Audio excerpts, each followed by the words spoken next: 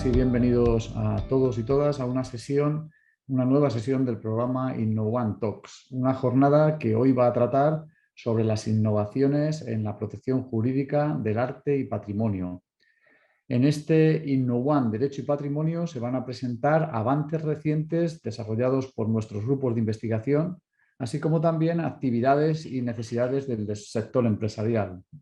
No nos cabe duda de que se aborda un tema de gran interés social y cultural y que en esta jornada se van a plantear cuestiones jurídicas que afectan al derecho de la cultura, entendiendo como tales aquellas que además de una dimensión intelectual pueden ir o no emparejadas a un soporte físico para su divulgación, englobando por lo tanto las obras plásticas y artísticas, bienes patrimoniales y culturales, arquitectura, escultura, etcétera, que conforman todo lo que entendemos como patrimonio.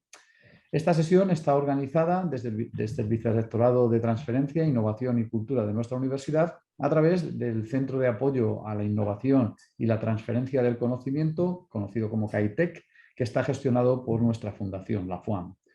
Hoy contamos con 4 investigadores de nuestra universidad del más alto nivel en este campo y además tenemos 4 representantes de empresas del sector. Nuestro objetivo es facilitar la exploración de colaboraciones entre la ciencia, los científicos y estas empresas para que puedan iniciarse proyectos innovadores que aporten soluciones en este campo. Por lo tanto, el objetivo de esta sesión es conectar el conocimiento existente en nuestra universidad con los problemas y necesidades de las empresas para iniciar estos proyectos conjuntos. Junto conmigo, para daros la bienvenida y conducir este evento, tenemos a Iván Manzanares, director técnico de CAITEC. Os dejo en sus manos y espero que sea una jornada muy fructífera y quiero terminar agradeciéndoos a todos vosotros por vuestra participación. Pues muchas gracias, vicerrector. Únicamente añadir a tu intervención que esta acción la podemos hacer gracias a tu vicerrectorado, el Vicerrectorado de Transferencia, Innovación y Cultura, que apuesta decididamente por este tipo de creación de ecosistemas entre los investigadores de nuestra universidad y entidades externas.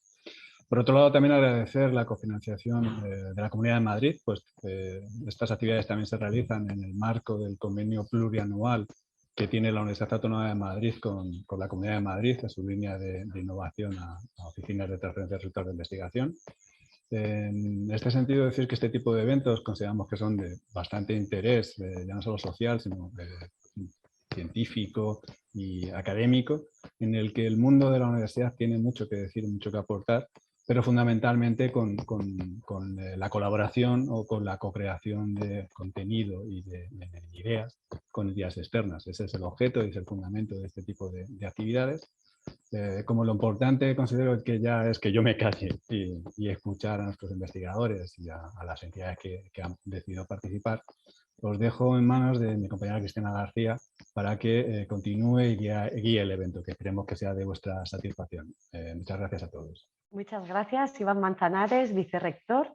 Y a continuación, para no quitar más tiempo, le vamos a dar la palabra al profesor Joaquín Barrio Martín, del Departamento de Prehistoria y Arqueología de la Facultad de Filosofía y Letras, de aquí, de la universidad, y nos va a hablar sobre los análisis científicos en los delitos de patrimonio. Profesor Barrio, cuando quiera, es todo suyo. Gracias. Bueno, mi intervención en este foro de aquí de nuestra propia universidad tiene su explicación porque desde el laboratorio CECIR, que es un laboratorio que pertenece a los servicios de investigación de la Universidad Autónoma, hemos realizado en los últimos años algunas intervenciones periciales en coordinación con la Fiscalía Coordinadora de Medio Ambiente, Urbanismo y la que lleva los asuntos de patrimonio. Por tanto, esa es la experiencia que tenemos y en ese campo pues hemos colaborado en diferentes casos, tratando siempre de acercar las posibilidades que tienen los análisis científicos en los delitos de patrimonio, concretamente en los delitos de patrimonio arqueológico, que es el campo al que yo me dedico y al que se dedica también el laboratorio y el propio departamento.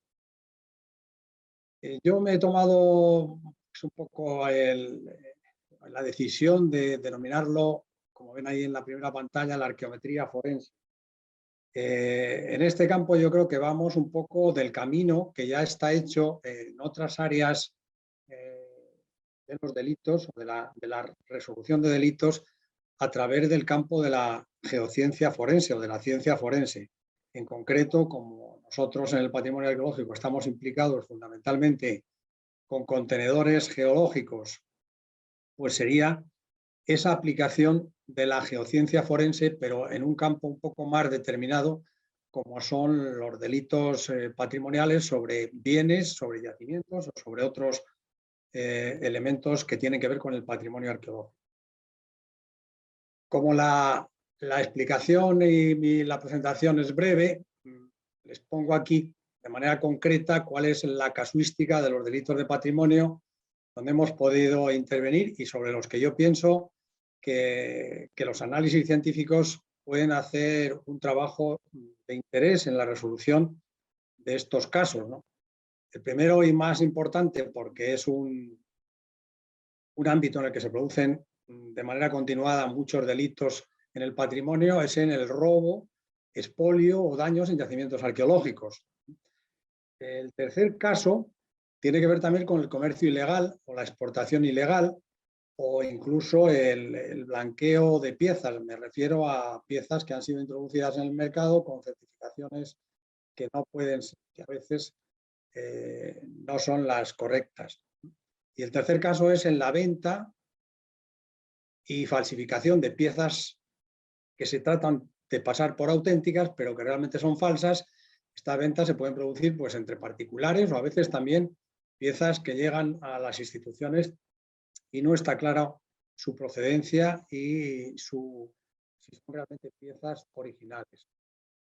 Hay otra casuística añadida en la que también hemos intervenido, pero que excede un poco el campo de los análisis, que son los atentados y la destrucción de obras arqueológicas, la destrucción por falta de mantenimiento o desidia en la protección, o la destrucción por desarrollo urbano. A veces son ámbitos un poco conectados y que también desde la propia Fiscalía se acometen cierto tipo de delitos. Pero nuestro principal cometido ha sido siempre trabajar en esos tres tipos de casos que les pongo ahí. Bueno, en realidad, ¿cómo puede ayudar la ciencia arqueométrica en la resolución de los delitos patrimoniales? Este campo todavía tiene que desarrollarse más, pero yo creo que hay un principio fundamental. Se trata de analizar para ordenar los elementos que están muchas veces expoliados, desconexos, y conectarlos de nuevo, conectar de nuevo lo destruido con el hecho de la destrucción y hacerlo a través de una investigación de los elementos materiales y de los rastros que quedan en el lugar. Por eso les decía antes que en este campo no somos ninguna novedad, ni mucho menos, sino que seguimos un poco la línea que viene marcada por la ciencia forense, que interviene desde hace mucho tiempo en la resolución de muchos delitos a través de las policías científicas o determinados ámbitos o lugares o laboratorios de análisis.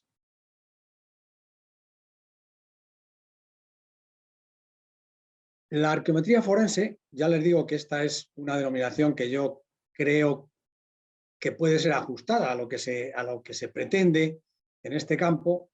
De lo que va a tratar y el cometido que va a tener fundamentalmente es de hacer un diagnóstico analítico de los materiales o de los elementos que hay en el escenario, por ejemplo, del contexto arqueológico, para evaluar y con objetivo final de poder resolver ese delito.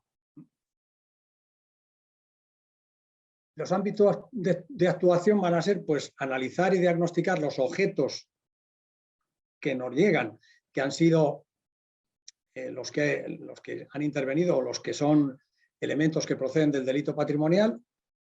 También caracterizar depósitos de suelos o contaminantes o alteraciones fruto de enterramiento en el contenedor geológico. La evaluación de daños causados en los objetos por el expolio. Cuando se han sustraído al expoliarse, pues pueden haber sucedido daños que evidentemente están tipificados dentro de los delitos, tanto en los materiales como en las estructuras arqueológicas que han sido dañadas con el objetivo de extraer esos materiales de manera fraudulenta. O evaluar los daños generados por restauraciones irregulares o lesivas, que en muchos casos son las restauraciones que se hacen por los propios delincuentes en delitos patrimoniales, especialmente furtivos, con el objetivo de adecuar las piezas para encontrar una mejor venta en el comercio. Y a veces son daños muy relevantes que han infligido una pérdida de contenido patrimonial a los objetos. Antes les decía que este es un camino trazado por las geociencias forenses, no es por tanto ninguna novedad que se implante desde la arqueología o desde los análisis arqueológicos, y que supongo, y desde mi punto de vista, hay que avanzar en la aplicación de las técnicas para resolver esos delitos en el camino que ya está puesto por la geociencia forense. En el campus de la UAM, los centros de análisis con los que contamos donde se pueden realizar análisis sobre los materiales o los objetos de estos delitos de patrimonio arqueológico serían, en primer lugar, y ahí tienen una fotografía, el acelerador de partículas que está en el centro de microanálisis de materiales de la UAM, con técnicas de iones, que es una tecnología muy sofisticada, también costosa, pero de una buena resolución analítica. Es decir, que es el laboratorio al que yo dirijo, con técnicas de fluorescencia, de espectrometría láser o de microraman, o el SIRI, que es un laboratorio muy grande, radicado en la Facultad de Ciencias, que tiene otras técnicas muy valiosas en microscopía, fluorescencia, cromatografía, etc. Ahí les ponía un par de imágenes de, bueno, pues algunos, el acelerador, el contenido que tiene el acelerador de partículas dentro de ese gran espacio y un análisis sobre un material que nos llegó al laboratorio, pues concretamente de un vidrio. Solamente para terminar, decirles que, bueno, que este tipo de análisis los hemos realizado en determinados casos. No voy a exponer más que dos ejemplos pequeñitos.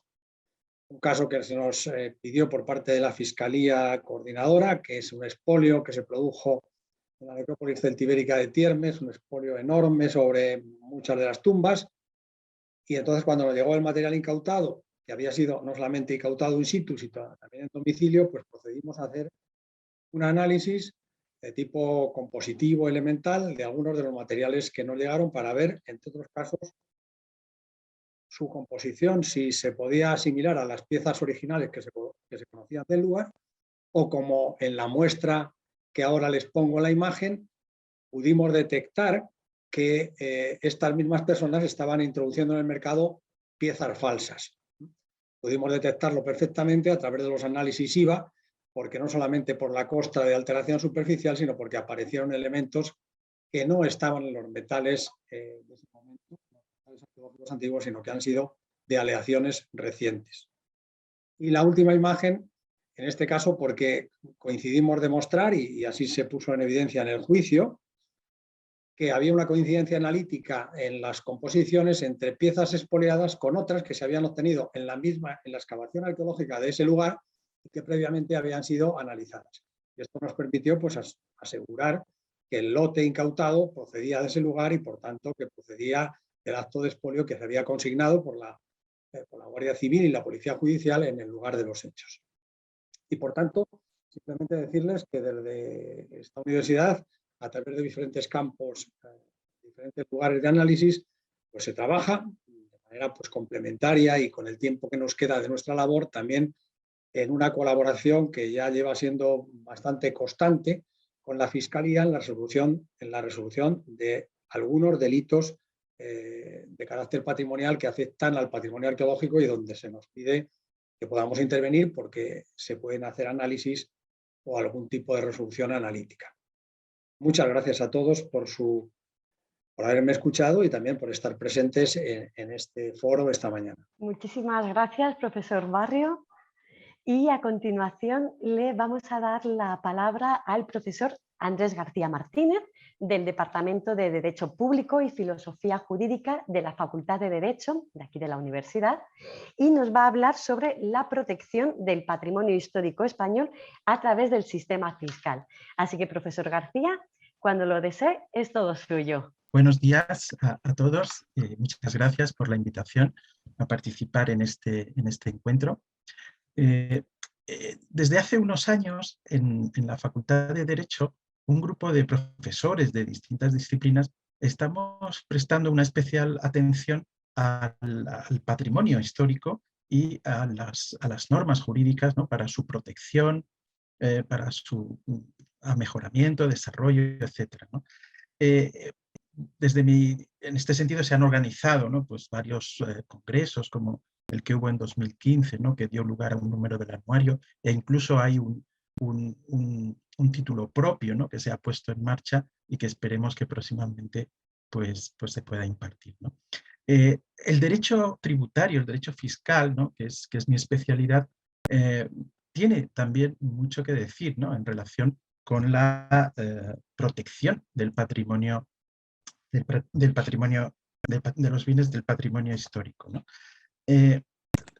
Como les pongo ahí, ¿no?, en la presentación, la normativa tributaria establece una serie de beneficios fiscales, entre otras medidas, pero quizá las más importantes, ¿no?, pues son beneficios fiscales en multitud, ¿no?, de impuestos del sistema tributario, ¿no?, que afectan a los 3 niveles de Hacienda, al estatal, al autonómico y al local, y que están relacionados pues con la adquisición de bienes de patrimonio histórico, la titularidad de este tipo de bienes, la conservación, la restauración, la rehabilitación de los mismos, y que esos beneficios fiscales tratan de compensar, ¿no?, a los titulares, ¿no?, de bienes del patrimonio histórico que tienen que acometer este tipo de obligaciones de restauración, de conservación, de mantenimiento, de permitir, digamos, la visita, ¿no?, de esos bienes, la exposición de esos bienes, etcétera, pues tratan de compensarles por ese tipo de obligaciones, por ese tipo de deberes que la propia normativa de patrimonio histórico les obliga a ello, ¿no? En este sentido, pues es muy importante los beneficios fiscales en el impuesto sobre la renta de las personas físicas, en el impuesto sobre sucesiones y donaciones, donde se trata, ¿no?, de que las colecciones, etcétera, o los bienes permanezcan dentro de la familia, ¿no?, cuando se produce una sucesión mortis causa o en el caso de una donación. En el impuesto sobre bienes inmuebles, que es un impuesto municipal, pero que también es muy importante desde el punto de vista de la titularidad de estos bienes, en el impuesto de plusvalía municipal, en el propio impuesto de construcciones, instalaciones y obras, en el impuesto sobre el patrimonio, etc. Bien, esta cuestión de los beneficios fiscales se combina además, ¿no?, beneficios fiscales que, digamos, afectan directamente a los titulares, ¿no?, a los poseedores, ¿no?, de estos bienes que acometen este tipo de actuaciones, pues se complementa con otro tipo de beneficios que van destinados a aquellas personas, instituciones, empresas, etcétera, que fomenten, ¿no?, la adquisición, conservación, etcétera, de bienes del patrimonio histórico, efectuando donativos, ¿no?, o donaciones a los mismos, ¿no? Y esto también esa segunda vertiente también es muy importante, como veremos seguidamente. Además, esta cuestión ha adquirido en estos momentos pues una especial relevancia porque el Ministerio de Cultura pues acaba de aprobar y de colgar en su página web institucional un anteproyecto de ley de reforma de la Ley del Patrimonio Histórico Español, la ley del año 1985, y de la Ley del Patrimonio Histórico Inmaterial, ¿no?, del año 2010. Y en este proyecto, o anteproyecto todavía, de reforma de esta normativa, pues se amplía, digamos, el elenco de bienes que van a formar parte del patrimonio histórico. Se incluye, por ejemplo, todo el patrimonio industrial, se incluye también el patrimonio cinematográfico, etcétera, con lo cual, bueno, pues este tipo, ¿no?, de incentivos fiscales puede tener una trascendencia, ¿no?, todavía más importante. Bueno, para poner un ejemplo, porque no me puedo extender, ¿no?, dada la limitación de tiempo que tenemos, vamos a fijarnos en el ámbito de uno de estos impuestos, del IRPF, que pagan millones de contribuyentes. Vamos a fijarnos en la deducción por estos gastos de conservación, reparación, restauración, exposición de los bienes del patrimonio histórico en que incurren los titulares del mismo. Bueno, pues el IRPF prevé una deducción del 15% de los gastos que en el periodo impositivo se realicen, ¿no?, con esa finalidad, siempre que se cumplan las exigencias, ¿no?, derivadas de la normativa sustantiva sobre patrimonio histórico en cuanto a las obligaciones de visita, exposición pública de dichos bienes, y esa deducción tiene una limitación cuantitativa porque no puede superar el 10% de la base liquidable del contribuyente, lo cual bueno, pues puede suponer, como digo, una limitación. Por tanto, una deducción del 15%. Bien, en el anteproyecto que ha colgado, como digo, el Ministerio, esta deducción, lógicamente, se mantiene y es la propia normativa de patrimonio histórico la que la regula, pero sube el porcentaje de la deducción al 20% en vez del 15%, y muy importante, este límite del 10% de la base liquidable del contribuyente se eleva al 30% de la base liquidable, es decir, que se amplía, digamos, el ámbito de la deducción, ¿no? Y siguiendo con esta deducción, pues una estructura similar cuando estamos ante bienes inmuebles, ¿no?, pues por la rehabilitación de edificios, etc., ¿no? Y finalmente, lo que señalaba anteriormente, que aparte de beneficios fiscales, digamos, que influyen o que afectan directamente a los titulares de estos bienes, también la normativa tributaria prevé beneficios fiscales que van más dirigidos a potenciar el mecenazgo, es decir, a potenciar los donativos, ¿no?, en este tipo de bienes, ¿no? Y en este sentido, pues, por ejemplo, la ley 49 del 2002, ¿no?, de incentivos fiscales al mecenazgo, prevé aquí una deducción, ¿no?, por los donativos que se hagan, que llega a ser del 80% para los primeros 150 euros que se donen, y el resto de la base de la deducción se podrá practicar un 35% de la deducción. Evidentemente, en este caso, ¿no?, estos donativos tienen que ser a las instituciones, ¿no?, de utilidad pública, museos, bibliotecas, ahora ya, cuando se apruebe el anteproyecto, incluso las filmotecas, ¿no?, que puedan recibir ese tipo de donativos, pero aquí sí estamos ante, digamos, un incentivo importante y que, por ejemplo, pues es muy interesante para lo que se conoce como el micromecenazgo, crowdfunding, ¿no?, es decir, que se ha puesto con la extensión de las nuevas tecnologías pues muy en auge. En definitiva, y sin extenderme más porque el tiempo apremia, la idea es que para la financiación, ¿no?, de la adquisición de bienes, de la conservación, restauración, etcétera, son importantísimos los incentivos fiscales directamente aplicables por los titulares de los bienes, y también los incentivos fiscales que indirectamente les puedan beneficiar, potenciando el mecenazgo, es decir, la inversión privada de particulares, de empresas, etcétera, en este tipo de instituciones, ¿no?, que gestionan o que son titulares de estos bienes. Y con esto termino. Luego en la reunión bilateral pues tendremos ocasión de hablar más en extenso. Muchas gracias. Muchas gracias a ti, profesor García. Y ahora vamos a darle el turno a la profesora Laura Pozuelo Pérez, también del Departamento de Derecho Público y Filosofía Jurídica de la Facultad de Derecho, pero en esta ocasión nos va a hablar sobre la protección penal del patrimonio histórico artístico. Así que, profesora Pozuelo, cuando usted quiera. Buenos días, muchas gracias por la invitación a este evento tan, digamos, tan interdisciplinar, a diferencia de la perspectiva de lo académico y también lo privado.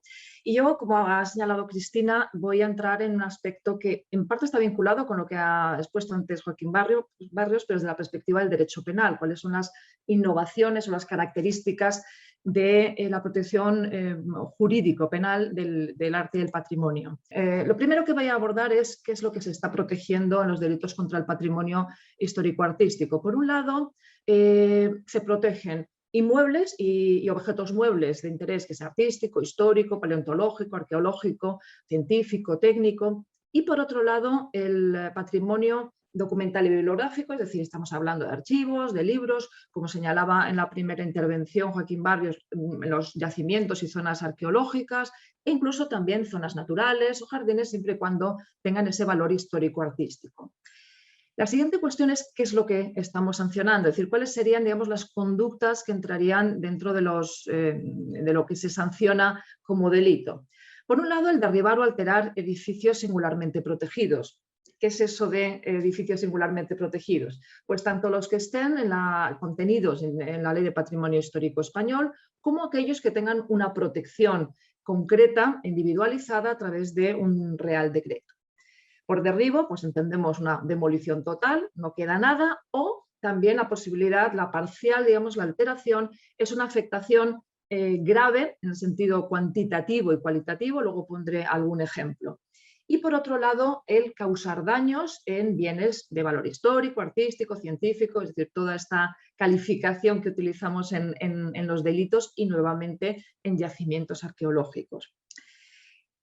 Esta última modalidad además puede ser tanto si es dolosa como imprudente, es decir, si es intencional o ha habido negligencia.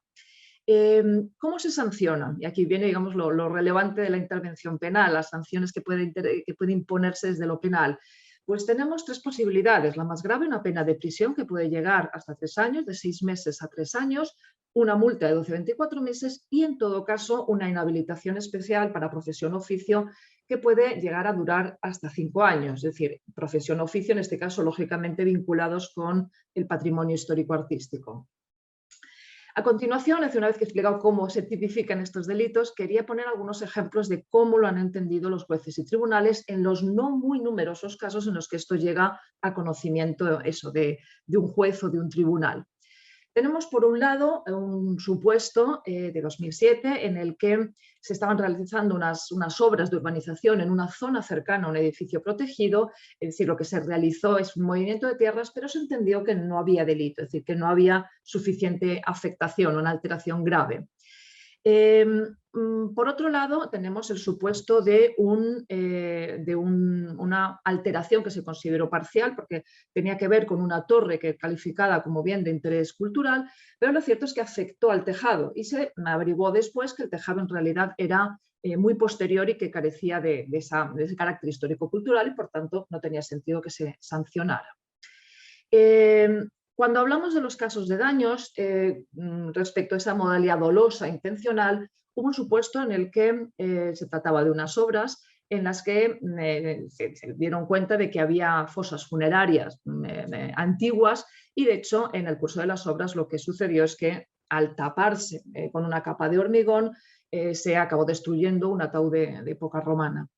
En los casos en los que no es intencional, pero bueno, es negligente, una imprudencia grave, nos encontramos con el caso de restos también arqueológicos, nuevamente, en los que, como no se sabía que por ahí cerca de las obras había restos arqueológicos, pero no se conocía la ubicación exacta, pero como se continuaba con las obras, acabaron quedando dañados.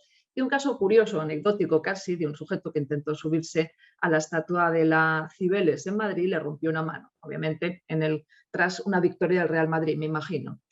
Y para ir ya finalizando, respecto de lo que llamamos el umbral de relevancia penal, es decir, no todos los casos en los que queda afectado el patrimonio histórico-artístico son delitos, es decir, hay casos que quedan por debajo de esa relevancia y no hay una sanción penal. Por ejemplo, en el ámbito de los daños dolosos sí se entendió que se superó ese umbral de relevancia, por tanto había delito, en el caso de un retallado de una pieza arqueológica que al final lo que dio lugar, es decir, la modificación, ese retallado, dio lugar a otra pieza distinta y con eso perdió el valor histórico, que más allá de lo estético es que se pueda, digamos, obtener información del origen. Aquí esto nos recuerda un poco a esa famosa historia del Ecce Homo que se intentó restaurar y quedó mucho peor. Y en caso de daños imprudentes, sin embargo, se negó la relevancia penal en el supuesto de una pintada en la fachada del Museo Arqueológico de Cuenca. Termino ya con esto planteando dos cuestiones, y es teniendo en cuenta los pocos casos que llegan a conocimiento de los tribunales penales, la pregunta es, ¿estará protegiendo realmente todo lo que deba protegerse?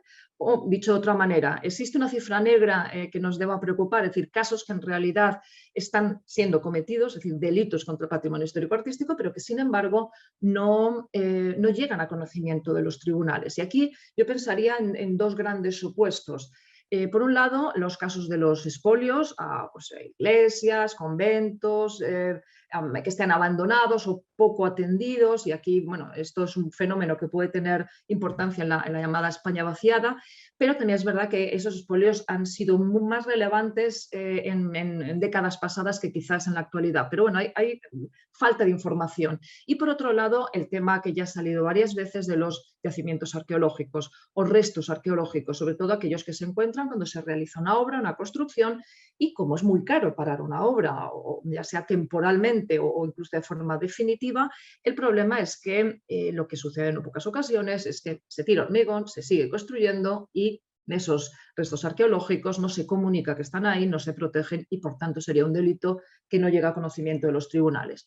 Estos son, digamos, un poco la duda, los temas que yo querría poner encima de la mesa o que preocupan acerca de lo que debería poder mejorarse en relación con la protección penal del patrimonio histórico-artístico. Por mi parte, nada más y muchas gracias. Muchísimas gracias, y seguro que estas últimas cuestiones que has dejado en el aire se podrán empezar por lo menos a comentar mejor en las reuniones bilaterales que tendremos posteriormente.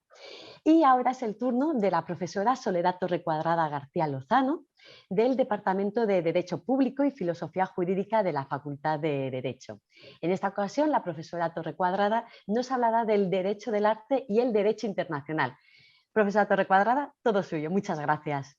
Muchas gracias. Pues primero, muchas gracias por organizar esta sesión, porque me parece muy importante difundir de alguna manera o que se conozcan los trabajos, como decía el profesor García al principio, que estamos realizando algunos profesores más de los que aparecen en esta jornada sobre este interesante objeto, ¿no? Yo he preferido utilizar la denominación del derecho del arte a lo que en realidad es para denominar en realidad lo que en principio es la protección internacional del patrimonio cultural, porque es la que utiliza el Colegio de Abogados en su sección así denominada de Derecho del Arte, y porque creo que es la terminología más conocida, aunque sé que técnicamente es impropia. Bueno, mi propósito es contar a qué nos dedicamos desde el derecho internacional en relación con esta protección del patrimonio, y nos dedicamos a múltiples objetivos, ya se trate de derecho internacional público, yo soy publicista, o de derecho internacional privado, para lo que llevo trabajando desde hace más de 10 años con mi compañera Elena Rodríguez Pinó, que es experta en estos temas desde un enfoque de derecho internacional privado, y en este tiempo hemos organizado seminarios, hemos impartido asignaturas optativas, incluso la jornada a la que se refería el profesor García Martínez antes, y contamos con publicaciones científicas en medios nacionales e internacionales, ¿no?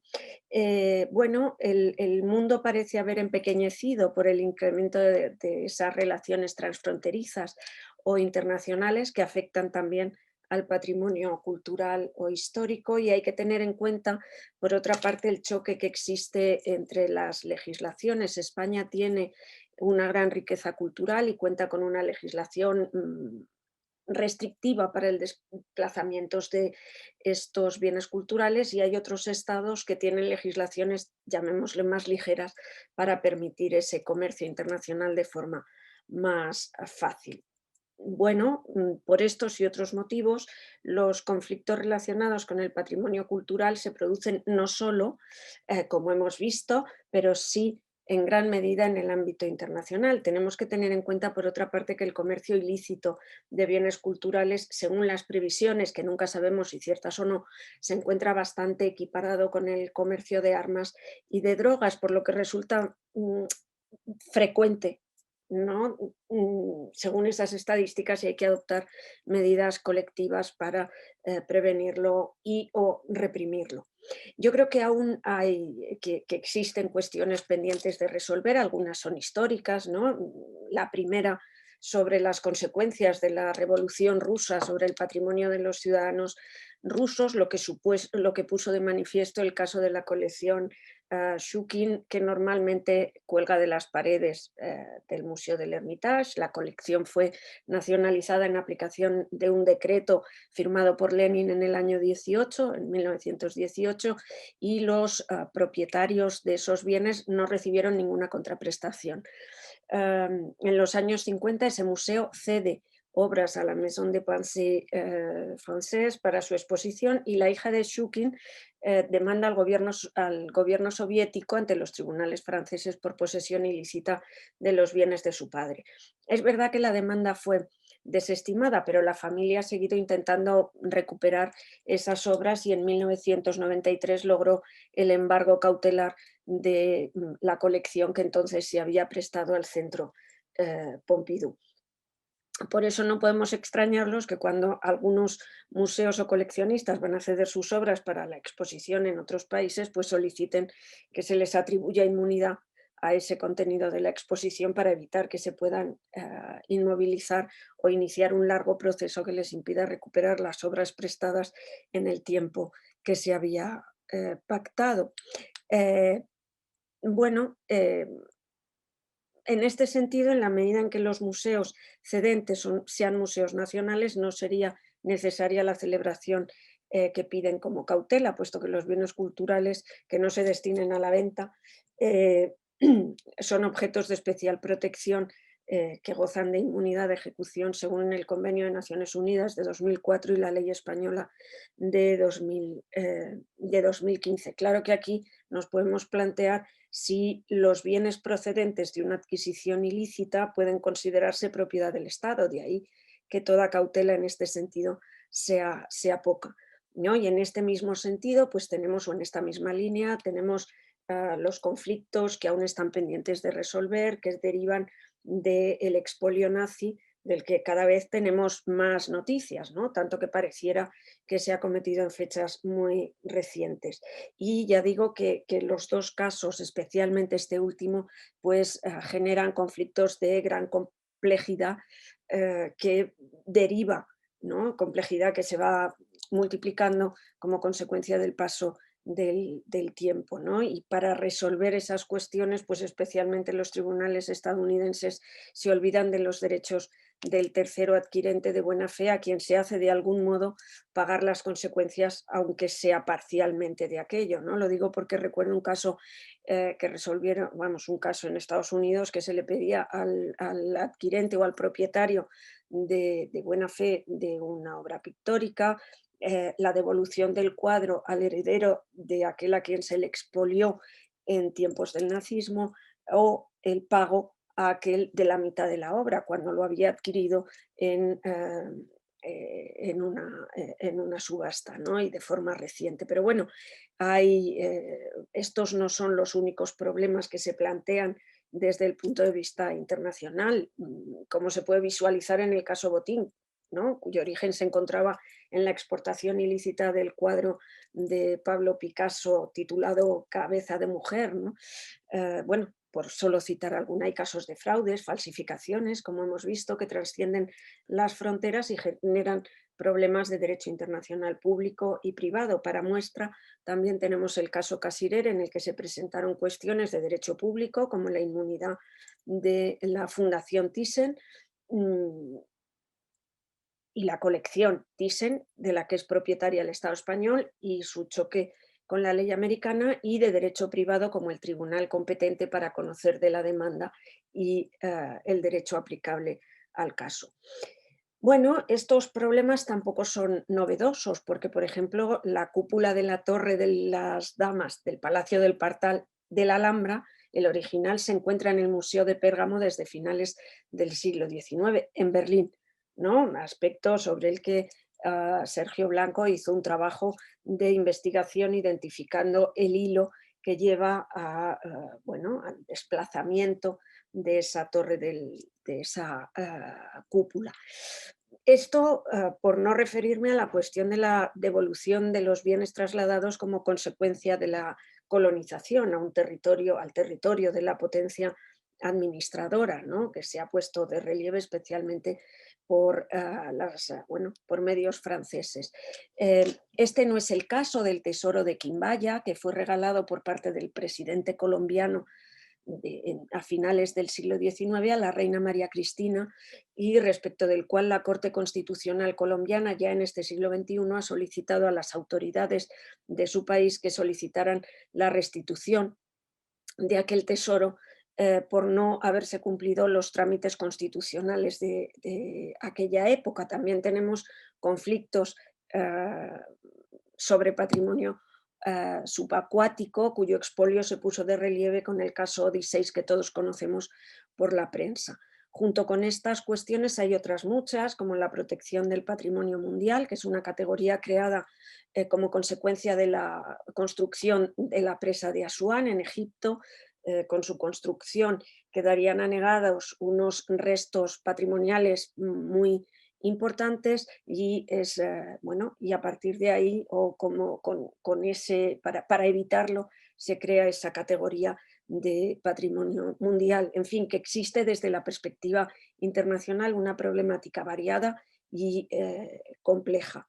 Teniendo en cuenta estos problemas que se plantean no solo desde la perspectiva internacional, hemos lanzado, como ya ha dicho el profesor García, un título de experto sobre derecho del arte y del patrimonio que se pondrá en marcha, esperemos, en septiembre del año 22, con la intención de dar una formación especializada a quienes estén interesados en esta cuestión. Es un programa transversal en el que se analizan problemas desde la perspectiva administrativa, mercantil, penal, tributaria, internacional también, para cuya impartición contamos con profesores especializados en la materia, pero también abogados, policías, guardia civil, etcétera, que participan, digamos, en estas tareas. Y desde la universidad, quiero repetir lo que han dicho mis compañeros. Desde la universidad no solo podemos organizar títulos de expertos, seminarios, sino que también prestamos asesorías puntuales, hacemos dictámenes, ¿no?, que como especialistas pues entran dentro de nuestras actividades de transferencia. Por mi parte, nada más, muchas gracias. Espero haberme ajustado al tiempo que se me ha informado, ¿no?, que tenía, y que quedo a vuestra disposición. Quiero agradeceros de verdad, de corazón, que hayáis organizado estas jornadas. Muchas gracias.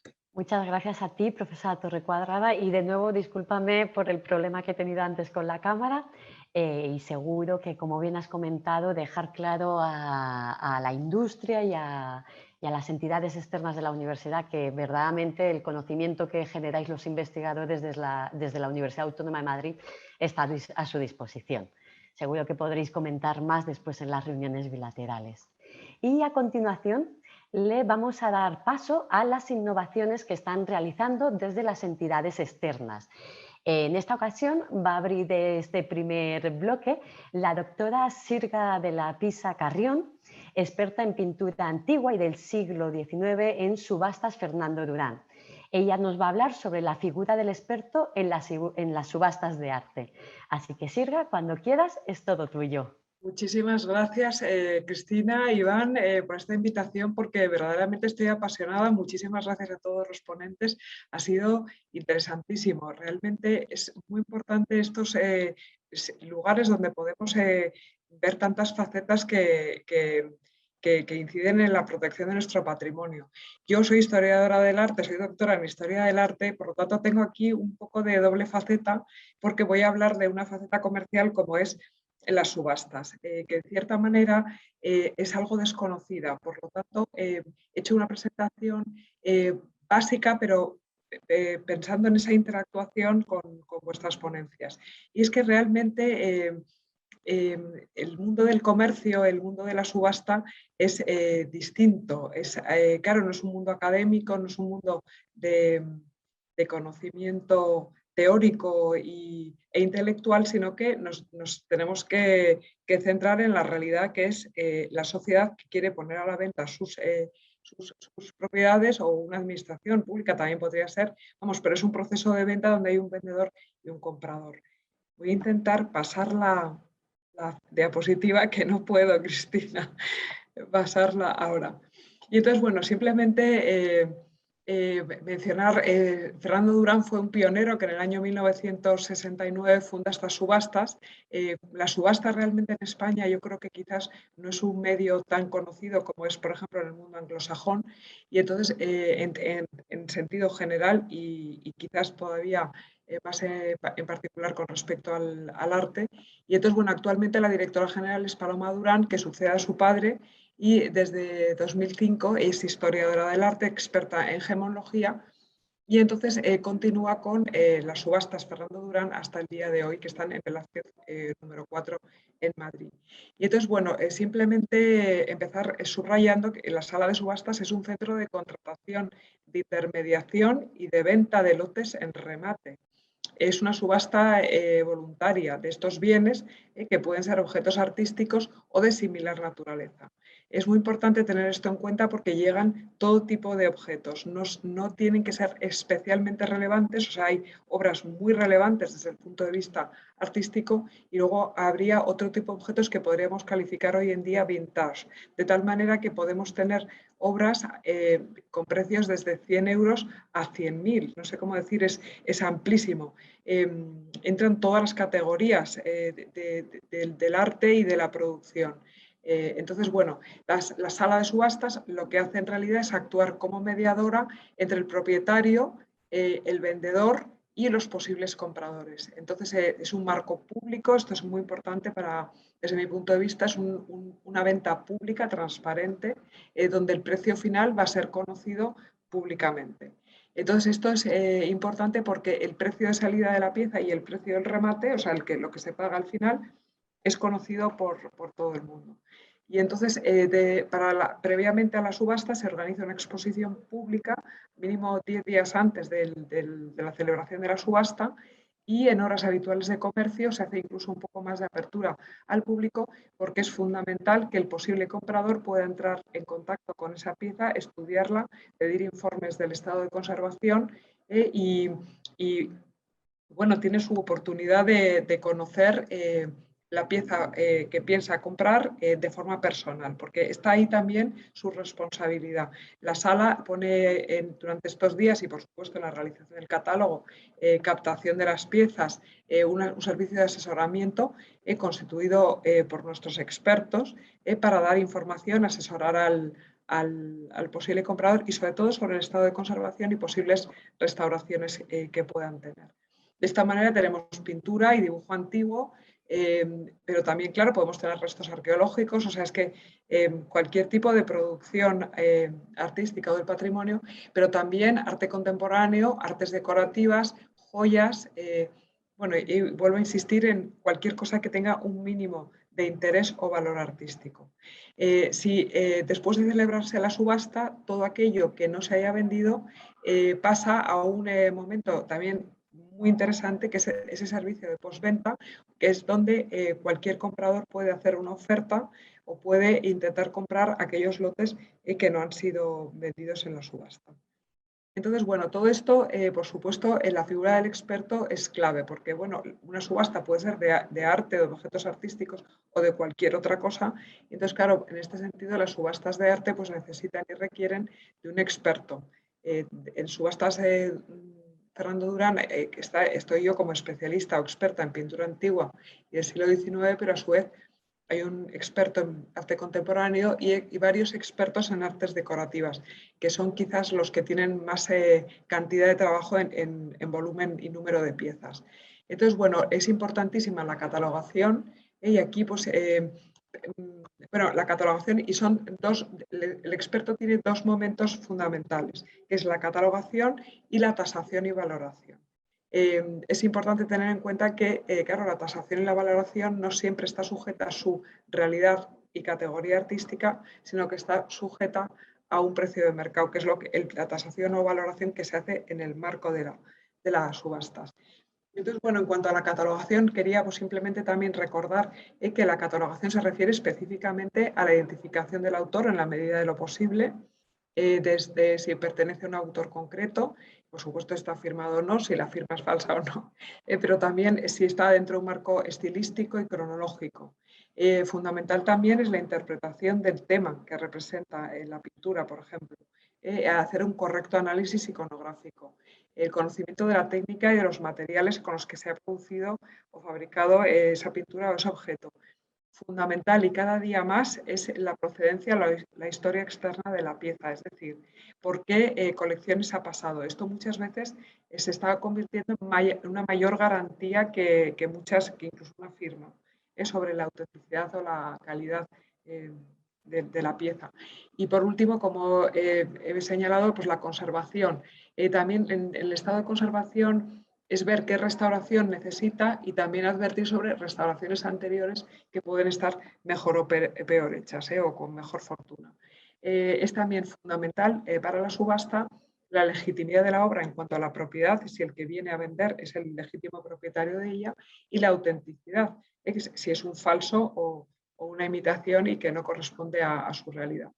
Entonces, con respecto a la tasación y la valoración, también las salas de subastas hacen tasaciones por escrito para seguros, para testamentarías, para reparto de bienes, y también, bueno, pues tienen una gran conexión con lo que es una realización de un inventario rápido, fiable, tanto para empresas como para casas particulares, porque realmente lo que también se pretende es dar un servicio a la sociedad, que uno pues tiene unos bienes de los que quiere quizás vender o conocer su valor en el mercado actual, y entonces dónde se dirige uno que le puedan ayudar en esta situación. Y entonces esa es otra de las funciones más importantes de la casa de subastas. Aquí tenemos la última subasta de junio, se vendió este Romero de Torres, que superó, salía en 90.000, llegó como a 100 y pico mil euros.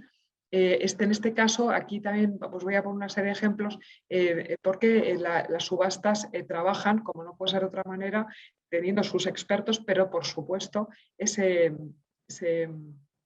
necesitan expertos correspondientes en cada área. Perdón, que voy para atrás. Por ejemplo, en este Romero de Torres pues, se vendió con un certificado adjunto de doña Mercedes Valverde, que es la que ha estudiado la obra de Julio Romero de Torres, donde no solamente certifica la veracidad de lo que se vende, sino que además pues, hace un magnífico estudio sobre la técnica, la pone en el contexto de la obra de Julio Romero de Torres, de tal manera que bueno, se intenta asesorar al máximo a los... ya voy acabando. Perdón. Entonces, bueno, simplemente, si puedo pasar un minuto, bueno, simplemente tener en cuenta la importancia del estudio directo de la obra y contar con expertos especializados, como sois todos vosotros los ponentes que habéis hablado. O sea que en este sentido, pues simplemente tener esto en cuenta, la sala de subastas como centro de necesidad de opiniones cualificadas. Muchísimas gracias. Sí, perdón, simplemente pues eso, gestionamos permisos de exportación, detección de piezas robadas, bueno, que ya se ha hablado perfectamente y somos muy conscientes de estas necesidades. Muchas gracias. Muchas gracias a ti, Sirga, sobre todo por acercarnos, ¿no? A veces para algunos miembros de la sociedad las casas de subastas, así que muchísimas gracias. Y a continuación le vamos a dar la palabra a don Miguel Ángel Gómez Nix. Él es socio de Pedro Alemán Abogados y nos va a hablar sobre la organización conjunta de exposiciones temporales de obras de arte, los aspectos legales. Así que, Miguel Ángel, cuando quieras, es todo tuyo. Muchas gracias, buenos días, gracias a la Universidad Autónoma y a las personas que han hecho posible estas jornadas. Voy a tratar de esbozar en 5 o 6 minutos las cuestiones que considero más relevantes de la organización de exposiciones temporales de obras de arte. Bueno, el museo entendido como un lugar de conservación y exposición al público de su propia colección es un concepto que ya no es válido a día de hoy. Los museos son ahora empresas culturales que necesitan renovar su oferta para incrementar las visitas y para ello organizan exposiciones temporales ajustadas a los gustos del público. Este incremento de exposiciones temporales es lo que algunos críticos han llamado inflación de temporales. Pues bien, para ello los museos necesitan, por tanto, incurrir en más costes cuando, sin embargo, la crisis económica no permite a los estados incrementar el gasto público. ¿Cómo sortean estas dificultades los museos? Pues la solución a este problema ha sido la financiación externa, búsqueda de patrocinios y mecenazgo a través de donativos y convenios de colaboración empresarial, en gran parte apoyados por las medidas fiscales que existen a día de hoy, la ley de incentivos fiscales al mecenazgo, que antes citaba otro ponente, pero también el incremento de la colaboración entre museos nacionales e internacionales para hacer rentables las exposiciones temporales. En este sentido, podemos ver exposiciones organizadas únicamente por una institución a la que luego se suman otras con fórmulas como el alquiler o la contratación de servicios o proyectos de llave en mano. Otras exposiciones que han sido organizadas por una institución que lleva la iniciativa, pero con la colaboración de otras instituciones que prestan obras importantes para la exposición o porque asumen gastos comunes, y exposiciones coorganizadas donde la iniciativa, las decisiones principales son realmente compartidas. Si nos fijamos en algunos de los principales museos españoles y su actividad más reciente, podemos encontrar estos ejemplos. Por ejemplo, el Museo Nacional Centro de Arte Reina Sofía, una exposición sobre Michael Smith, fotografía 1965-2014, ha sido organizada por la Fundación para la Fotografía y el Arte Multimedia del Archivo Michael Smith, en colaboración con el Museo Nacional Centro de Arte Reina Sofía. El Museo Guggenheim, en la exposición Mujeres de la Abstracción, es una exposición organizada por el Centro Pompidou de París, en colaboración con el Museo Guggenheim y con el apoyo de Terra Foundation for American Art. Otro ejemplo, el Museo Thyssen-Bornemisza, la Máquina Magritte, que ahora mismo está en exposición, es una exposición coorganizada por la Fundación Colección Thyssen-Bornemisza y la Fundación La Caixa. O otro ejemplo, el Museo del Prado, en esta exposición ya clausurada, que organizaba el Museo del Prado con la National Gallery y la Isabella Stewart Gardner Museum de Boston, y que contaba además con el patrocinio de la Fundación BBVA. Pues bien, a continuación intentaré resumir una suerte de lex mercatoria o de usos y costumbres internacionales en los convenios de colaboración, los aspectos principales que hay que tener en cuenta para la negociación de estos convenios. En primer lugar, hay que tener en cuenta qué museos son los contratantes, si son museos del sector público o museos privados. En los museos del sector público cuentan con importantes limitaciones a la hora de la toma de decisiones y de los plazos de reacción, ya que son instituciones que están sometidas a la ley de contratos del sector público y ello les obliga a licitar, por ejemplo, el transporte u otros servicios o suministros necesarios. Eso obliga a tener una lista cerrada de obras de arte con la suficiente antelación para poder reaccionar. Sin embargo, también hay alguna ventaja en los museos públicos, como por ejemplo poder contar con la garantía del Estado que prevé la Ley de Patrimonio Histórico, que es una suerte de seguro que ofrece el Estado para cubrir el riesgo de pérdida o deterioro de las obras y que ahorra mucho dinero en las exposiciones internacionales. En segundo lugar, es necesario también conocer bien y definir bien el proyecto, saber si es una exposición única y común para todos los museos o si cada museo va a realizar su propia interpretación y exposición. El orden de la exposición, cuál será la primera sede, la segunda, la tercera, las sucesivas que haya, si habrá un comisariado único o habrá varios comisarios y repartir en tal caso cuáles son los roles de cada comisario, saber si se editará un catálogo, por ejemplo, quién lo editará, qué idiomas y qué número de ejemplares para cada sede, y saber también quién ostenta la propiedad intelectual del proyecto. La organización de una exposición temporal puede estar protegida por la Ley de Propiedad Intelectual si hay algo creativo en la selección de las obras de la exposición, en el discurso y el diálogo de esas obras y en la forma de disponer de esas obras en el espacio expositivo. En la medida en que la exposición proceda de varias instituciones y sea una elaboración creativa, estaríamos ante lo que se considera una obra colectiva. Y el artículo 8 del texto refundido de la Ley de Propiedad Intelectual considera autor a quien lleva a cabo la iniciativa y coordinación de esa exposición, si bien la ley establece una presunción juris tantum, salvo pacto en contrario, los derechos de esa obra colectiva corresponderán a quien edite y divulgue la obra, en este caso la exposición, bajo su nombre. De ahí la importancia de establecer en los convenios de colaboración qué museo o museos ostentarán los derechos de propiedad intelectual, quiénes figurarán como organizadores y cuál será el mensaje que se publique para identificar la exposición. Otro aspecto a tener en cuenta en estos convenios de colaboración es pactar quién negocia y suscribe los préstamos de las obras que se vayan a exponer. En ocasiones hay un museo que es el que lleva la voz cantante y quien negocia con los prestadores el préstamo de la colección, y en otras ocasiones suscriben esos préstamos todos los museos que vayan a formar parte de esas exposiciones conjuntas. En el caso de que sea un solo museo, es muy importante que en estos convenios se establezca una garantía de indemnidad a favor del firmante, de tal manera que las responsabilidades que puedan ocurrir en una sede distinta del solicitante del préstamo pueda estar cubierto por los demás museos que participan en la exposición conjunta. También el reparto de gastos administrativos de gestión o los loan fees, las remuneraciones que se paguen a los prestadores u otros gastos que puedan repercutir los prestadores, pues tendrán que formar parte de este convenio de colaboración para el reparto de gastos. Se pacta también quién asume la preparación y restauración de las obras, es decir, enmarcado, cambio de cristales, con carácter previo a la exposición en todas las sedes. Es normalmente la primera sede quien asume estos costes y luego pasa a ser un coste repercutido o subvencionado también por el resto de sedes.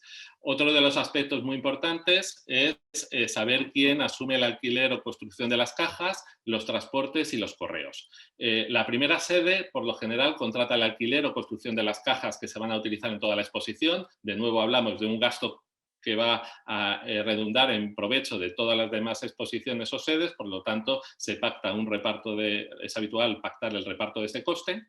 Y luego la primera sede se encarga del embalaje en el lugar de los prestadores, el transporte de concentración, que es desde el prestador hasta la primera sede, el desembalaje en su propia sede para exponer, el montaje en su propia sede y cuando termina la exposición el reembalaje. El transporte entre sedes suele contratarse por la segunda sede, con independencia del reparto también del coste, que puede ser un coste que a su vez primera y segunda sede asuman por mitades. La segunda sede, ¿de qué se encarga? Pues asume el desembalaje en su sede, el montaje de la exposición, el reembalaje cuando concluye y el transporte de dispersión o de devolución a los prestadores o, en su caso, a una tercera sede. ¿Quién se encarga del aseguramiento? Bueno, los prestadores imponen por lo general el aseguramiento de sus obras desde que se recogen hasta que se les devuelve. La recogida y devolución de las obras se realiza mediante una condition report, un documento que firman ambas partes en el que se dice en qué estado se encuentra. Hay seguros privados, los llamados nail to nail o clavo a clavo, o bien la garantía del Estado. El principio general es que cada sede asegura las obras mientras están en su posesión. Hay también otros pactos, como pactos de reparto de gastos, que hemos dicho antes, y de retribución de servicios. Por ejemplo, si hubiera un solo comisariado y lo asumiera una de las instituciones, el resto de instituciones compensarían económicamente a quien lo organizó. Otro pacto habitual en los convenios es el riesgo de cancelación en una o varias sedes. Se puede pactar la facultad de desistir o cancelar las exposiciones. Hay muchos museos que no saben si van a cancelar porque no saben si van a tener presupuesto para ello, y siempre se debe de fijar un plazo para ejercicio de ese desistimiento. La fuerza mayor, el caso del COVID, ya es una cláusula habitual en este tipo de contratos, y en estos convenios se pacta por lo general que si en alguna de las sedes no se puede celebrar y ya es imposible celebrarlo en otra fecha, los gastos que tenía que asumir esa sede del conjunto se distribuirán entre todas las sedes por partes iguales. Y otra serie de pactos pues pueden ser las condiciones del museo para exhibir, la garantía de no confiscación, la immunity for seizure que comentaba con anterioridad la profesora de Derecho Público, y catálogo, merchandising, patrocinios, comités o comisiones de seguimiento, y por último la cláusula que se suele discutir en estos convenios, la ley aplicable y la jurisdicción. El problema de la ley aplicable es que los convenios solamente pueden estar sometidos a un derecho, y el derecho que normalmente impera es el de la entidad que lleva la iniciativa de la exposición, propone el primer borrador o tiene más obras en préstamo. Y por último, la jurisdicción aplicable. Ninguna institución quiere celebrar un juicio, en su caso, en un estado distinto al propio, y mucho menos cuando son instituciones públicas. Entonces es muy habitual pactar arbitrajes, pactar sobre todo mediación para tratar de evitar que realmente haya un conflicto entre las partes y que ese conflicto se resuelva sin un vencedor y un vencido. Y otra de las cláusulas comunes, o por lo menos que proponemos en muchas ocasiones desde nuestro despacho, es el pacto de jurisdicción de la sede de la institución demandada, de tal forma que antes de demandar cualquiera de las instituciones, con el cargo o con el gravamen que tiene tener que desplazarse a otra jurisdicción, se fuerza de alguna forma que solamente los casos serios vayan a la jurisdicción. Muchas gracias. Muchas gracias, Miguel Ángel. Gracias sobre todo por este gran repaso que nos has dado. Y a continuación es el turno de don Ferran López Alagarda, presidente de la Federación Española de Anticuarios. Ferran nos hablará sobre la figura del profesional anticuario como protector y conservador del patrimonio histórico español. Ferran, cuando quieras. Hola, muy buenos días a todos. Agradecer en primer caso a la universidad el que haya tenido a bien el invitar al mercado y que esté presente en este debate de arte y de antigüedades, dado que creemos que cada vez es más importante que los profesionales, los que estamos sobre el terreno, tengamos voz y voto en la consecución de las diferentes legislaciones que se están produciendo tanto a nivel nacional como a nivel europeo. Por otra parte, yo haré bueno lo que decía mi profesor de Derecho Romano en el primer curso en la Universidad de Barcelona, que si después de 2000 años el derecho romano continuaba vigente sin hacer sin tener sus medios audiovisuales, pues yo continuaré haciendo lo que hacían los antiguos, que además es lo que nos dedicamos, a las antigüedades. Por lo tanto, mi presentación será fundamentalmente visual en lo que yo pueda comentaros. El nivel de participación de hoy es altísimo. La verdad es que pocas cosas nuevas voy a poder aportar probablemente a lo que se está diciendo hasta ahora y lo que se me dirá, pero sí lo que yo quisiera es remarcar un poquito qué es lo que la sociedad española entiende como anticuario, y quizás lo tendríamos que definir porque la palabra anticuario muchas veces es denostada en nuestro país y detectamos que hay actuaciones paralelas e intrusismo a nuestra profesión que lo que hacen es, en lugar de ensalzar nuestra figura, pues no nos dejan en buen lugar. Por lo tanto, ya esta necesidad que tenía el colectivo se recogió hace ya 40 años, cuando se fundó la Federación Española de Anticuarios por compañeros anteriores a mí. Y la verdad es que se acuñó una frase que ha quedado indeleble para los tiempos, que dice que el mejor camino para prestigiar al anticuario consiste en establecer normas que acrediten su seriedad profesional. Yo creo que es bueno que los anticuarios tengamos normas. Es bueno que tengamos normas, que sepamos que tenemos códigos éticos, códigos deontológicos, que tenemos la obligación de cumplir. Todo aquel que no entienda que esta profesión tiene que estar sujeta a una legalidad estricta y a cumplir las normas, nosotros entendemos que no puede estar en nuestro colectivo. Por lo tanto, actualmente nuestra federación la componen asociaciones y gremios de diferentes autonomías nacionales, estando prácticamente todas representadas, y las que no tienen asociación, porque la verdad es que nuestra profesión no está increciendo, sino que más bien estamos retrocediendo. Haría un símil con el reglamento de especies protegidas del CITES. Somos una especie en peligro de extinción, pero que esperaremos con todos los compañeros que quedan y sobre todo una pleiade de jóvenes que están apretando mucho y muy bien formados, que nuestra profesión pues continúe en el tiempo. ¿Cuáles serían nuestros fines complementarios para los profesionales y para la sociedad y la administración? Nosotros, como decíamos, tenemos un gran problema con el intrusismo. Es decir, hoy vemos en los medios de comunicación, vemos en determinadas publicaciones que cuando existe un problema con alguna antigüedad, siempre se trata de que hay un anticuario detrás, y no siempre eso es así. Puede ser que en alguna ocasión haya ocurrido, no digo que no vuelva a ocurrir en el futuro, pero desde luego nosotros estamos luchando para que todos los profesionales que integran esta federación sean profesionales íntegros y que estén dentro de la legalidad correspondiente. Entonces es algo que es una lanza que quisiera romper a favor de todos nuestros componentes, porque la verdad es que hacen esfuerzos para estar dentro del mercado, que cada vez es más difícil. A la vez asumimos la representación de los miembros de la federación dentro de la administración nacional como internacional. FEA, la Federación Española de Anticuarios, está representada dentro de la Organización Mundial de Anticuarios, que se denominó ACINOA, que es la liga, digamos, de comerciantes internacionales que protege los derechos de los mismos y que intenta promocionar nuestra profesión y legitimar delante de las administraciones. Tengo el honor de poder estar en este momento dentro de la Junta Directiva de CINOA, y tenemos diferentes campos abiertos a nivel internacional, porque no nos olvidemos que la legislación española puede decir muchas cosas, pero al final lo que nos van a marcar el paso va a venir de Europa. Entonces nosotros estamos dentro de estas comisiones trabajando tanto con UNESCO, tanto con la Unión Europea, con las diferentes comisiones, tanto de patrimonio como de CITES, como de bienes culturales, y intentamos trasladar el máximo de información posible a todos nuestros afiliados para que estén al día e intenten cumplir la legislación vigente lo mejor posible, dado que realmente cada vez es más difícil porque cada vez es más compleja.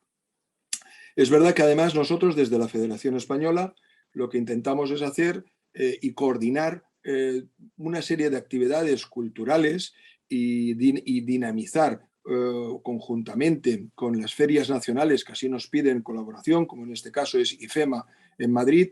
Colaboramos dentro del comité organizador de las ferias de anticuarios para que el valor de las ferias nacionales cada vez nos vayamos acercando más a las ferias internacionales, dado que el mercado de las antigüedades debemos pensar de que es un mercado circular y cada vez más internacional a nivel sobre todo europeo.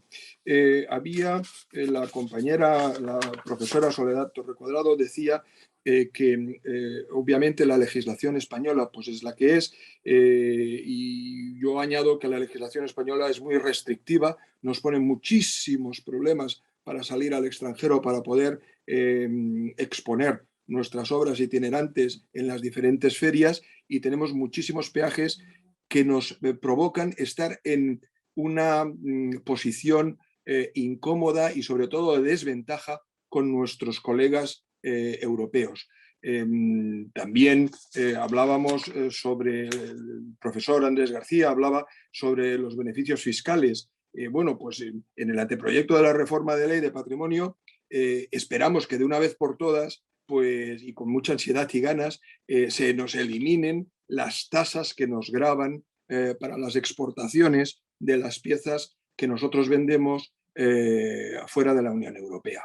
Creo que tenemos un recorrido importante de colaboración con las administraciones y también nos extrañó en su momento que este anteproyecto no se nos haya comentado en ningún momento ni hayan contado nadie con nosotros para dar nuestra opinión. Como decía el vicerrector en su presentación, creo que la colaboración de conectar el conocimiento de las universidades y las administraciones con las empresas y los profesionales debe ser cada vez más importante, porque los mercados son circulares y la administración de las informaciones tienen que ir muy rápidas, porque si no van rápidas lo que nos puede ocurrir es de que nos quedemos atrás. Y España, con un patrimonio artístico riquísimo, sin nada que envidiar a ningún país, creo sinceramente que no tenemos una ley de mecenazgo actualizada a las necesidades del momento y que tenemos un recorrido muy importante por delante para actualizar la profesión de las antigüedades, porque al final es un comercio y lo que queremos todos es que haya un comercio legal sobre las piezas que nosotros ponemos y recuperamos en el mercado. Piensen que la primera línea de contacto que tiene un particular con la vuelta al comercio de una obra de arte normalmente es el profesional anticuario, sea una sala de subastas, como decía mi compañera Sirga de la Pisa de Fernando Durán, como cualquier establecimiento de cualquier anticuario a nivel nacional. Decir que FEA lo que ha hecho ha sido adquirir como propios los códigos éticos a nivel internacional, el código ético que se publicó hace ya 14 años de CINOA. CINOA, como decía, es la Organización Mundial de Representación de Anticuarios, se fundó en 1931 y representa a todos los anticuarios que quieren estar dentro de una organización seria para poder trabajar a nivel nacional e internacional, y asumimos como propio el código ético de CINOA y además lo implementamos y lo mejoramos en cierta medida con la idiosincrasia propia de nuestro país, haciendo nuestro código ético de la Federación Española que todo anticuario que está dentro de nuestra federación tiene la obligación no solo de conocerlo, sino de aceptarlo de una forma clara, explícita y contundente para que se cumpla sin ningún tipo de margen. Es decir, es algo muy riguroso. Y a la vez, igualmente, hemos adquirido el compromiso con UNESCO en su Código Deontológico Internacional para marchantes de bienes culturales. Creo que podrán ustedes seguir con unos enlaces que hemos pasado si les interesa a profundizar sobre estos códigos deontológicos y éticos, y creo que realmente si cumpliéramos estos códigos, las profesiones de los anticuarios se verían mucho más ensalzadas y mucho más, digamos, beneficiadas por la buena visión que debe tener el anticuario en la sociedad.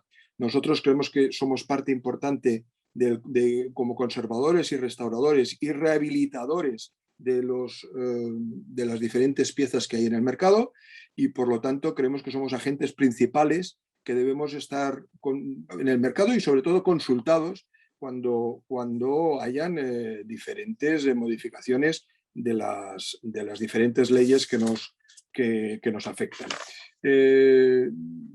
La verdad es que poca cosa más, dado que han habido intervenciones muy relevantes, importantes, y que tengo muchos apuntes que todos, pero creo que será mejor que los vayamos tomando uno a uno en las salas estas que se habilitarán a tal efecto.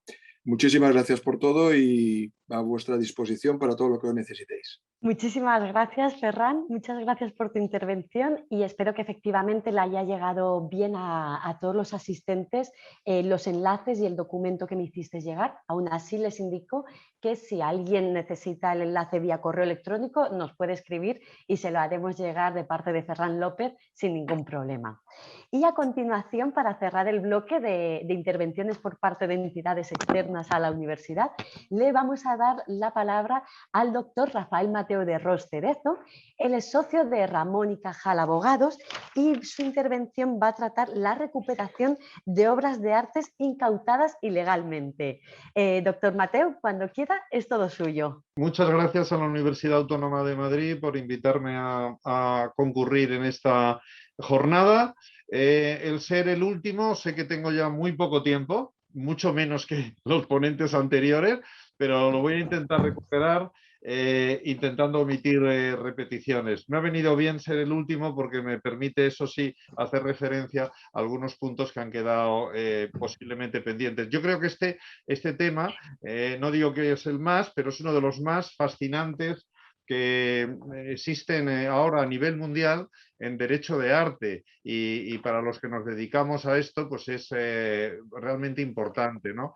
Y el carácter innovador que pretende tener mi ponencia es apuntar a que la recuperación, todos los temas de restitución, incluso los vinculados al holocausto, al expolio nazi, que, en fin, tradicionalmente hemos pensado que a España no le afectaban, pues no es así. Empiezan ya a aflorar algunos casos importantes y otros que seguramente surgirán en el futuro.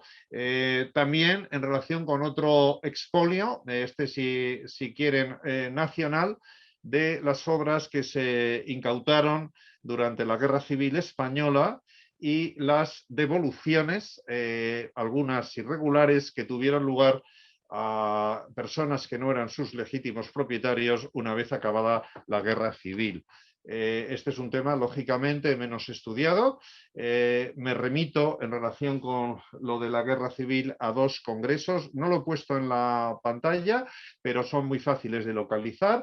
Uno es el simposio que tuvo lugar en el Museo del Prado en octubre de 2019 sobre la Guerra Civil Española y obras de arte, donde presentamos una ponencia sobre bases jurídicas para la recuperación, y otro muy reciente, septiembre del 2021, un congreso celebrado, auspiciado por la Universidad de Lleida, Instituto Ilerdense de Estudios, sobre también temas de recuperación y restitución en Cataluña y en el resto de España, relacionados igualmente con la Guerra Civil. Por tanto, un momento, no me pasa ahora la transparencia, no me pasa.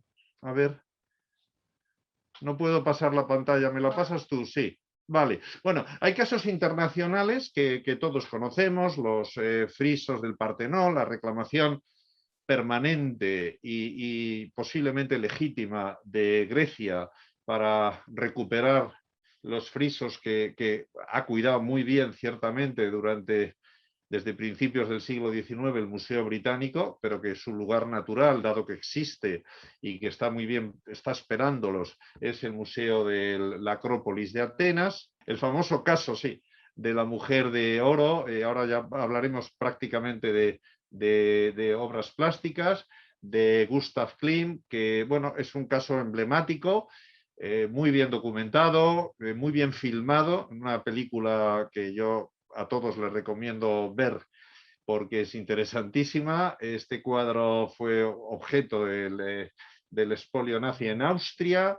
Después pasó a propiedad de la nueva República de Austria, que además lo declaró bien de interés nacional, dato muy importante, y sin embargo una sobrina nieta, la señora Altmann, muchos años después, y aprovechando una posibilidad que abre la legislación norteamericana en materia procesal norteamericana concretamente de California en materia de legitimación activa, pues tuvo la posibilidad de reclamarlo.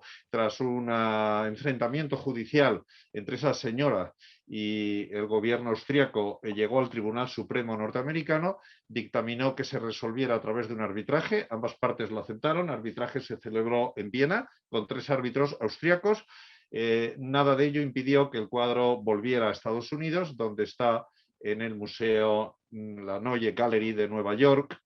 Y bueno, hay por supuesto una mano financiera para poder sostener durante tantos años los costes del pleito, que fue la del señor Lauder, importantísimo empresario americano, como saben, y además persona muy involucrada en la Federación de las Comunidades Judías, que bueno, estuvo detrás de este pleito. En nuestro caso tenemos el asunto del cuadro de Cassirer, del cuadro de Pissarro, propiedad de la familia Cassirer, que ha mencionado, creo que ha mencionado antes la profesora Torrecuadrada. Esto, bueno, es un caso leading, que yo siempre utilizo en mis clases como un ejemplo. Es interesantísimo para el derecho internacional público, el privado, y es un caso en el que los tribunales de California aplican el Código Civil español como legislación de fondo. Es verdad que dicen que según la legislación de California y según la legislación de Suiza, que era el lugar de residencia cuando se produjo la compra por parte del barón Thyssen-Bornemisza, hubiera habido que devolver el cuadro, pero no de acuerdo con el Código Civil español. No obstante, da un cierto, digamos, repaso al decir que sí que existiría un deber moral de restitución. Aquí entran esos problemas que ahora mencionaré de la buena fe, el adquirente a título oneroso, etcétera. Seguimos. A ver, aquí tenéis, en fin, no hace falta, este es Claude. Este señor, pues paseando por Madrid, visitó el Museo Thyssen, vio el cuadro. Bueno, este es el cuadro de mi abuela, que estaba en Berlín, que se lo apropió un marchante nazi sin escrúpulos, no llegó a pagar el precio simbólico de la compra. Ellos hacían compraventas simuladas, lo hacían formalmente bien. Luego pasó la Gestapo y luego no se sabe cómo, quizá uno de esos famosos Monument Men se lo llevó de Strangis a Estados Unidos, donde muchos años después sería comprado por el barón, y es uno de los cuadros que en 1993 compra el Estado español, que por tanto no es propiedad de la señora Cervera, sino es propiedad de todos nosotros en nuestra correspondiente cuota como ciudadanos españoles. Lo digo porque todavía hoy, tantos años después, siguen habiendo personas que se confunden en relación con este tema tan importante. Continuamos. Este es otro caso, esto es un inédito, creo que es la primera vez o la segunda que lo comparto y no voy a poder entrar en muchos detalles porque es un tema profesional en el que estamos interviniendo. Estas son unas tablas magníficas, atribución de Dietrich Butz, Escuela Flamenca, Escuela Círculo de Hans Memling, de una familia polaca, y este es un expolio nazi producido en Polonia en la parte final, en el tramo final de la Segunda Guerra Mundial. ¿Y qué tiene que ver esto con España? Pues estas tablas no están en Alemania, ni están en Polonia, ni están en Estados Unidos, están en Pontevedra, en el Museo de Pontevedra, al que llegaron formando parte del lote de una colección que compró no hace tantos años ese museo público. Y bueno, aquí hay dos reclamaciones enfrentadas, una la del gobierno de Polonia, un gobierno, como saben, pues ultranacionalista, que quiere controlar todas las recuperaciones y luego decidir ellos lo que hacen con las obras, frente a los legítimos propietarios, que son polacos residentes en Londres. Bueno, otra vez, esto está en España y es un tema de enorme importancia. La compañera Patricia Fernández Lorenzo, que creo que está conectada en este momento, ha publicado un artículo en la revista Ars Magazine sobre la historia de estos cuadros. El señor Salsoriski, que es uno de los reclamantes que nosotros representamos, y yo a los que estén interesados les recomiendo que lo vean. Probablemente por España hay bastantes más en esta situación, bastantes obras que ya veremos si aparecen o no algún día. Este asunto, en fin, no es de artes plásticas, sí, porque son al final esculturas dentro del Pazo de Meirás, y aquí surge un tema que uno de los profesores ha comentado antes, y es el de la identificación. Al final, lo que dijo la sentencia de instancia del Juzgado de Madrid y la de la Audiencia Provincial, ahora hay recurso de casación del asunto ante el Supremo, es que no está claro que las estatuas que reclama el Ayuntamiento, y creo que por adhesión la Xunta, sean las mismas que están en el Pazo de Meirás. Pueden ser otras de aquel pórtico originario del maestro Mateo que se desmontó en el siglo XVIII para la fachada que en este momento vemos en Santiago de Compostela. Bueno, evidentemente es un caso muy sensible y muy importante. El Kandinsky, vamos a pasarlo porque casos de restitución hay muchos. Y ya para acabar, un apunte brevísimo, porque vamos muy mal de tiempo, sobre temas ya de técnica jurídica. En relación con el holocausto nazi, existen una serie de tratados internacionales, como son los que he puesto ahí. El problema a los que está adherido España, el problema que tienen estos tratados es que no establecen normas vinculantes, sino, como antes mencioné, adelante, deberes más bien programático-morales, ¿no? Está bien, es insuficiente cuando un país, como es el caso del nuestro, no ha desarrollado una legislación nacional sobre restitución. La tiene Estados Unidos, la tiene Alemania, por supuesto, Austria, Holanda y una gran parte de los países europeos. Francia, tienen comités, tienen organismos que se ocupan de tramitar y, si hay razón legítima, ordenar la restitución de una u otra manera. Los obstáculos para la recuperación obviamente son muchos. Primero hay que ver si la apropiación, la privación ilegítima tuvo una base legal, aunque sea una legalidad dudosa, o fue una actuación puramente de facto, o como les decía antes, simulada, sin contratos simulados. La importancia que ya le he dicho de los tratados y también de las leyes nacionales. Si ha habido o no, como ocurrió en el caso de la familia Cassirer, algún tipo de compensación en años pasados. Ellos recibieron una cierta compensación de la República Federal Alemana cuando el cuadro que hoy está en el Thyssen se daba por desaparecido. Hay que demostrar la legitimación activa, el título de propiedad, que normalmente será una línea hereditaria, con la dificultad que tiene el que normalmente los inventarios de las testamentarías no suelen incluir o no con detalle los bienes muebles ni concretamente las obras de arte. En todas las legislaciones hay unos plazos de prescripción de las acciones. Como mencionaba en el caso de la familia Franco, hay que demostrar que ese bien que reclamamos o que el cliente quiere reclamar es el mismo que desapareció o que fue robado o ilegítimamente incautado en su día. La usucapión del poseedor y, por supuesto, lo pondría lo primero, todos los costes y dilaciones legales que esto representa. Para concluir, caben acciones legales.